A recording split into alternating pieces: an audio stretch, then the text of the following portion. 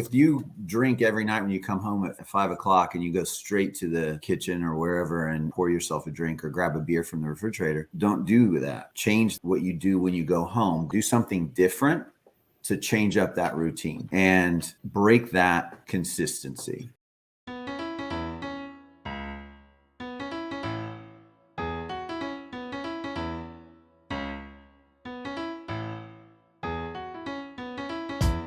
"83% of Americans identify as not very happy, which can hold you back and negatively affect your relationships and your business.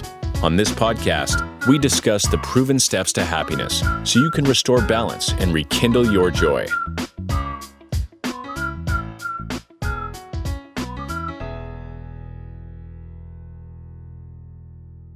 Hello. Welcome everyone to another episode of How to Be Happy podcast with your guest or your host, Brad Chandler, and our guest today, Greg Gilmore from beautiful Miami. Welcome, Greg.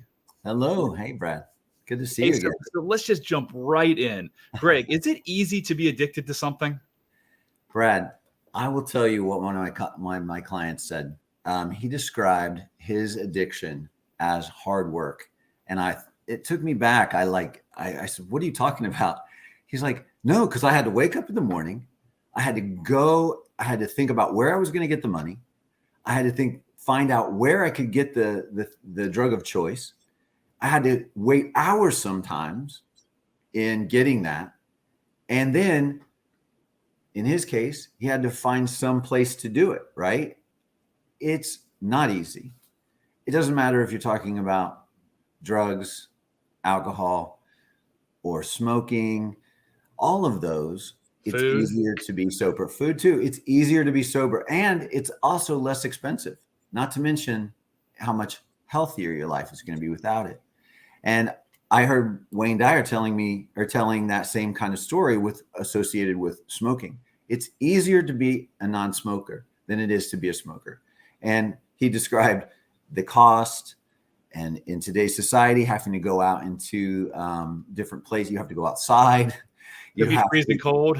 You have to be in the cold. You have to buy, special toothpaste. It's like all kinds of reasons why it's easier to not do this thing. So, and the reason we're talking about that is we need to flip the switch or flip the script on anything that's a negative habit, right? And when we talk about addictions, that's really what we're talking about. Is it's a negative habit. It's something that we're doing that moves us away from something else. And in what we know to be the truth is it's some kind of pain, right?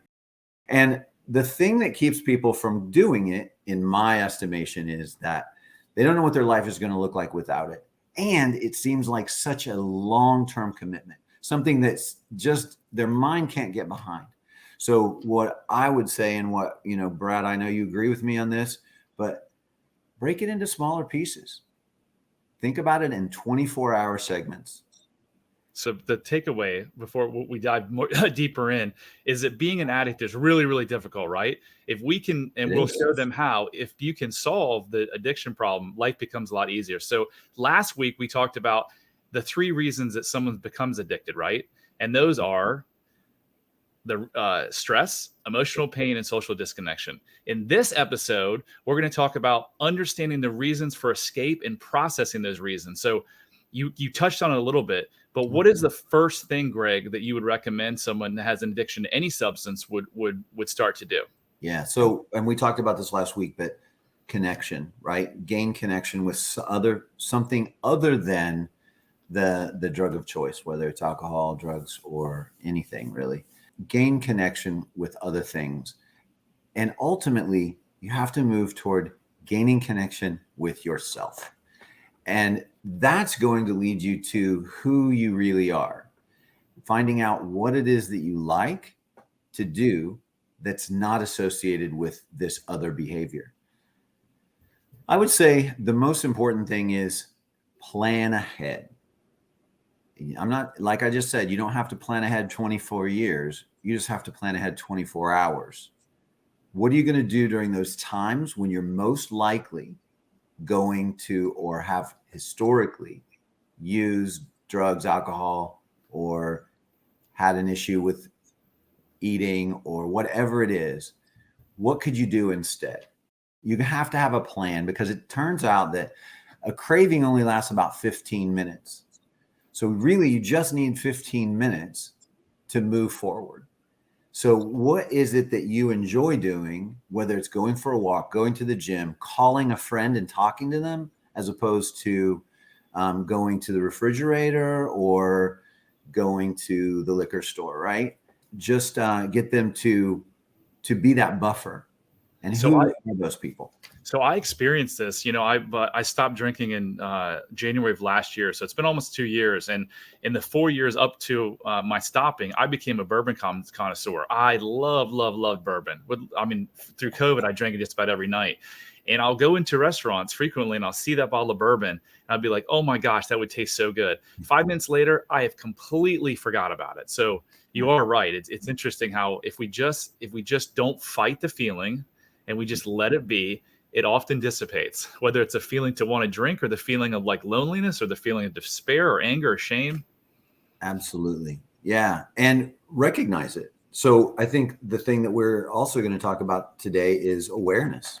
So connect to yourself, but bring awareness to your feelings. Your feelings are the most real thing that you have. They move you into so many different areas. And what you were just talking about is the awareness that oh, that made me want to do that. What do you call that? Right. And then move beyond it. So if we're getting back to the reasons for escape and processing them, you started talking about chunking it down. So tell us more about that. That means don't plan on trying to do something for 10 years, right? Right. Exactly. Your mind, it's just like the pizza analogy that I used last week, where I was like, you tell your mind you can't have pizza, and your mind says, screw you, I'm going to have a whole pizza now. Right. I know that from experience. But the thing to do is just every day is a sober day. So you wake up in the morning and go, you know what? We're going to leave tomorrow for tomorrow. Today is a sober day. And this is also about living in the present, right? So you are making the present moment more important by connecting to yourself and by connecting to other people. And, back to that, it's easier to be sober than it is to be in your addiction or in your drug of choice, is that you have the opportunity to be clear, right? And it brings in so many other opportunities, and you're able to wake up in the morning the next day and do more things. You're feeling healthier. You're able to go out on the walks, or you're able to go to the gym, or if it's just reading or whatever it is, you're able to connect to those things that bring you some sort of joy. And that's a key. What's really interesting? I'm thinking here, like listeners are like, hey, this is a How to Be Happy podcast. Why are we talking about addiction for the second episode in a row? There's two reasons. Number one is you really can't be happy if you're addicted to something. No. And number two, as you're saying these things, Greg, I'm sitting here saying it's the same thing to happiness. So everything we're talking about on how to kick addiction, for those people who don't have any addictions, if you follow this recipe, look, focus on today and live in the present. That is a huge piece of happiness, right? Well, the key to leaving anything negative behind is finding your happiness. And a lot of people think happiness has to be attached to something. And I deny that. I believe that it can be unconditional, that you can find unconditional happiness through appreciation. And I'm choosing appreciation instead of gratitude, because the word appreciation comes from appreciate. And we love it when things appreciate. We love it when our house appreciates. We love it when our bank accounts appreciate. Well, when we appreciate, guess what? It's the same thing. It's bigger, it's more, and it feels amazing. So bring in appreciation into your life. And that's happiness. That is true happiness. That's unconditional happiness. So everyone can look back. And we talked about this before too, but it can't be said enough. I mean, we could say this every single day, and still there'd be tons of people who need to hear it. You have to connect to you have to bring yourself to happiness or joy to move forward, right? that wasn't exactly what I was going to say. I'm trying to remember what that was, but it's so important to bring gratitude into or appreciation into your life, because it brings you out of those negative feelings. Right. And if you're not connected with yourself, what I have on the screen now is it's hard to suffer if you live in the truth. So if you're not connected to yourself, you're not connected to others. Why wouldn't you be connected to yourself? Trauma takes you out of connection with yourself. And how? By focusing on the untruths. So as a young child, we all have these traumatic situations where we put these meanings on to get us through the trauma. So our beautiful brain is doing exactly what it should. It's helping us survive. But we tell ourselves things that aren't true to figure out, hey, why, when a bad thing happens to a 6-year-old kid, what does a 6-year-old kid say? Well, I must be bad. And yeah, it's my fault. I did something wrong because my parents, who I idolized, they're great. They didn't do anything bad. It must be me. So anyway, we live in the untruths for years, and it took me 47 years to find my truth, right? But once I found it, I got the freedom. And that I no longer have to drink or smoke marijuana to feel comfortable or be myself, because I got back. I'm now connected with myself, and it's a beautiful thing. So, and thank you for saying that, because that is so important, and it's so great to see the smile on your face as you're saying it. Thank you. I mean, you can see it. It's so cool. Yeah. Thank you. So just to quickly, as you were saying about the 6-year-old kid, the thing about being a 6-year-old kid and having things go wrong, it always gets blamed. You always blame it on yourself. They always do. But the alternative is that they're living with some people who are out of control, and there's nothing that they can do to be safe if that's the truth. So that, to me, that makes it so much more clear when you realize, oh, they don't have a choice in this, because if the alternative is unacceptable, right?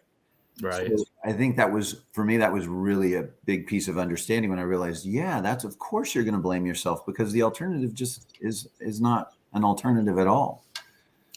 So back to understanding the reasons for escape and processing them. We've got focus on the truth, focus on the present, take it one day at a time. You started to say earlier, doing things differently in your day to address the symptoms of the cause. Can we talk a little bit about that? Yeah. I mean, so if you drink every night when you come home at 5 o'clock and you go straight to the kitchen or wherever and pour yourself a drink or grab a beer from the refrigerator, don't do that. Don't go, change the time, change what you do when you go home. Go straight to your room and bedroom and put on your sneakers or whatever it is, and go to the gym. Do something different to change up that routine and break that consistency. Yeah. So if you drive past the liquor store every night and you stop and get whatever it is, a bottle of bourbon, change your route. Knowing that, being aware that this is going to be a trigger, then take away the trigger. Absolutely. What else can folks with this folks struggling with this do, Greg? Obviously you don't want to have it in your house, right? I mean, nobody who's stopped smoking has a pack of cigarettes laying around. Somebody who's trying to be healthy, eat healthier food, doesn't have cookies on their counter. Specifically with food, that's so important, because what we see, we want to eat it. I mean, it's hardwired into our DNA. If we see food, we literally want to eat the food, because we're programmed that way, because historically we didn't know when we were going to get more. You don't like, in the past, you wouldn't say, oh no, we got fish today, I'm not going to have that I don't like it. I prefer to wait for the steak that I know is available, but it wasn't available, right? So you took whatever was in front of you, and we're still operating under those genetic plans and from thousands of years ago. Yeah. But we have it everywhere, and we have sugar, which is even more addictive than cocaine. That is in everything that we buy, which brings us to whole other topic about the corporate food situation. Yeah, we'll have to save that for another day. Yes, exactly. So let's switch now and kind of wrap up with why do some people become addicted and others don't? Yeah, I mean, I always say it's all based on a belief, and finding out what that belief is. So, so I've had people tell me, well, I've always felt like, how did this person said, I always had a belief that I might have an issue with this if I drank too much. So I'd always limit it to a certain amount. Well, that's an example of a good belief that's going to keep you from moving forward with an addiction. Whereas a negative belief is that, I'm not enough, or I can't connect with people without this. Now, you don't know that you have that belief necessarily, but you could probably tell based on the stories that you tell yourself. So if you're going to a party, for example, and alcohol is the issue, you're like, I need a drink. Where's the bar? I need a drink so that, and you can, if you're aware, you know that you feel that anxiety associated with interacting with people. Well, wait a minute, I'm using this for something more than just, the fact that I like the way it tastes, or that it's just a drink. It's taken on a new role. And the role is to protect you in some way or to get you out there, to make you connect, but it's disconnecting you. Excellent. Yeah. So as our mentor, Marissa Peer, likes to say, addiction is often, if not always, I think she says always, driven by the I'm not enough. And when you feel empty inside, you got to fill it up with something, right? Whether it's alcohol, cigarettes, booze, women, gambling, work. And so that I'm not enough goes back to, it's hard to suffer if you live in the truth. So no one listening to this podcast is not enough. We all are enough. We were all born enough. It's just our imperfect parents and imperfect caregivers did certain things to us that led us to believe we weren't enough. So the number one thing you can do is start living in the truth, reverse that false belief, and live in the truth that you are enough, because you are enough, always have been, and always will be. Yeah, absolutely. And allow that in, right? So all, suffering is not living in your truth, but it's also related to attachment. So being attached to the way things are keeps you in suffering.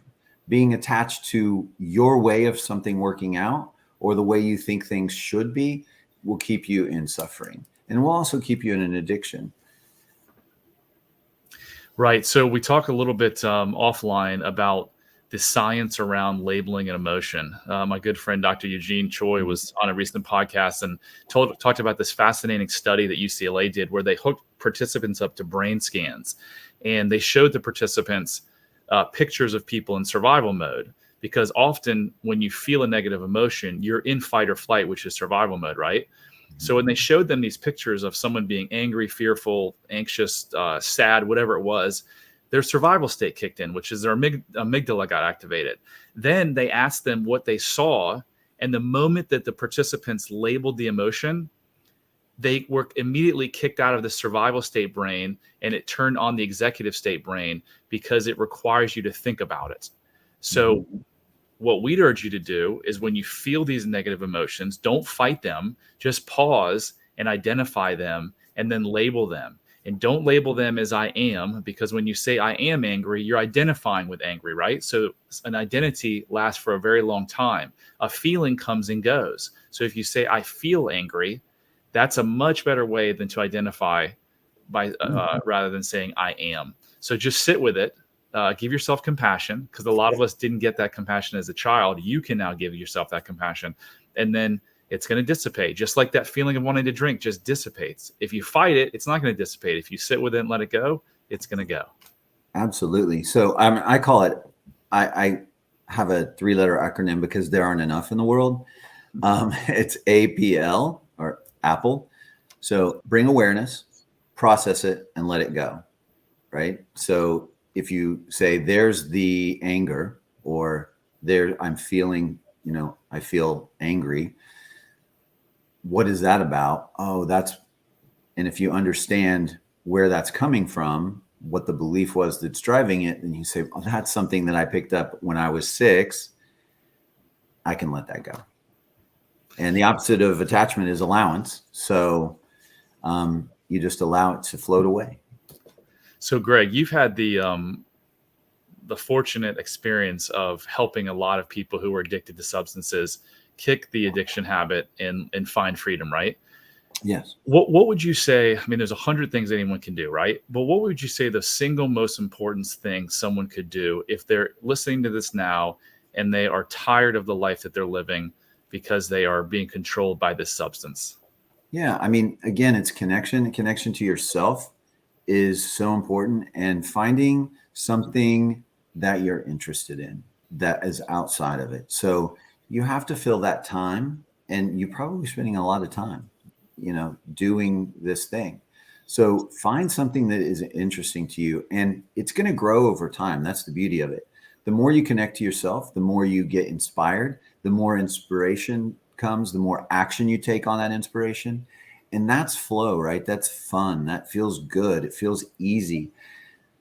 And back to the beginning of this conversation, ease comes from those things, from connecting to happiness, joy, inspiration, and follow that train of thought, follow that interest, and it'll lead you to a different life and to things that you love and things that you enjoy far more than you could possibly enjoy the chains of whatever it is that you're escaping with. So, Greg, if gaining connection with yourself is the single most important thing that someone can do that's struggling with an addiction, what is the single best thing to gain connection with yourself that someone could do? So it's different for everybody. I mean, some people meditate, some people go for walks, some people go to the gym, read, whatever it is. For me, I've been amazed at the last, I think it's something like 75 weeks. I've almost every day woken up first thing in the morning earlier than I need to so that I can read. And as a result, I found it amazing. I get super inspired. I read several different things at once, which may or may not be great, but it works for me. And I find that it kicks off my day in such an incredible way that it sets me up for positivity throughout the day, no matter what comes my way. And, we talk a little bit about, and one of the things I read a lot is A Course in Miracles. And something that it says is that 5 minutes spent with your higher power, we'll use that language, sets you up for more connection with that thought system throughout the day. So if someone wanted to formally work with you, can you tell us how the process works, the actual RTT process? Tell us what it is and how you're certified in it, and what would actually happen and what would be the goal? Yeah. So you mean the process of an actual session with RTT? Yeah. So, well, RTT breaks things down. A session for RTT is going to break something down into 4 I's. It's investigate, interpret, interrupt, and install. So first, investigate, where did this belief come from? Interpret it, get it to a little piece that you're going to be able to take forward, that you're going to see is not true or irrelevant to hold on to. And then interrupt it. Be able to see that, hey, that was me maybe when I was 5 or 6, but it's not me now that I'm, 45 or 46. So then your mind can let go of it. And then you can install a new belief. And the new belief is everything that you want that is available to you. And the good news is it's all available to you. Is it really that simple? I mean, I know the answer because I'm also an artist. I know, you tell me. Is it really that easy? I mean, it is, right? It is super cool, and it is easy. Well, it's simple. The easy, right. I like that. It's not so necessarily easy, although it does make it pretty easy. That about 60% of the change happens in that session with whatever you're working for or working toward. And then you just keep adding that belief, allowing it to grow like a little seedling over the next, we say a month or 3 weeks, but I listened to recordings from it 2 years ago. and they still move me forward. I don't listen as often as I would like to. And I'm always amazed that when I say, oh, wait, let me listen to that recording that so-and-so made for me. It moves me forward really quickly. It really is incredible, though, how many people I've dealt with, Marissa's dealt with, where they tried to fight this issue for 20, 30 years. And then in 1 2-hour session using hypnosis and the tactics that you just talked about, the person walks out like a completely different human being. I mean, for myself, it was a 3-hour session. And I was just, I was like, are you kidding me? Like, I cannot believe I've lived this way for 47 years. So if we can help you, we're here for you. If you enjoyed this podcast, you can please share it and give us a rating and give us a review. Greg, did you want to say anything in closing, and then we'll go over the Facebook group? I really appreciate the opportunity to have this discussion with you, to share. I mean, agree with you on RTT. It's such an eye opener, and it moves people forward so quickly. Every single time that I do a session with somebody, whether it's in person or on Zoom, I look across the screen or into the screen, and I see someone different after they open their eyes. They're just brighter. They're more relaxed. They're calmer. And sometimes if it's a physical issue, they can actually do things that they couldn't do beforehand. So you don't have to suffer. If you're watching this and you're suffering, you don't have to suffer. There is a proven method to get you away from your suffering. No matter what you've tried, if you said to yourself, I've tried it all, you haven't tried it all until you've tried RTT and hypnotherapy, because it really is a life changer. So if we can help you in any way, shape, or form, our information is scrolling across the bottom banner there. We have started a private Facebook group on Facebook, obviously, called Addiction Answers. It's a place that you can come if you have any questions around addiction.